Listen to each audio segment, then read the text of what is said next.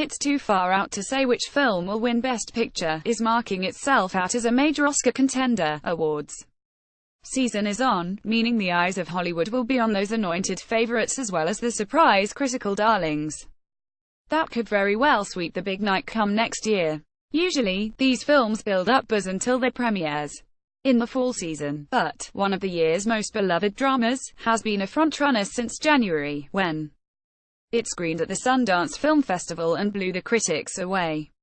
Since then, it's managed to hold on to that enthusiasm and is arguably the film for Best Picture success in a year of tough competition from Christopher Nolan's, Guillermo del Toro's and Margot Robbie's biopic of Tonya Harding, currently sitting at 98% on Rotten Tomatoes. The latest film by Italian director Luca Guadagnino, the director of the upcoming remake of, is an adaptation of Andre Aciman's acclaimed novel about a 17-year-old in Italy who has his UAL, an intellectual awakening with a visiting American scholar played by Armie Hammer. LGBTQ stories are hit and miss with the Academy, but following the shock Best Picture win of Barry Jenkins's, the general consensus is that the frequently staid and old-fashioned voter base of the Academy may be more susceptible to such narratives. The membership of the Academy has also gotten younger and more diverse in recent years, which could help its chances. Related Call Me By Your Name review: a beautiful portrait of first love. Pretty much every aspect of the film has been rapturously received, from the performances to the direction and music courtesy of Sufjan Stevens, but it is in the script that the film's Oscar narrative becomes especially enticing.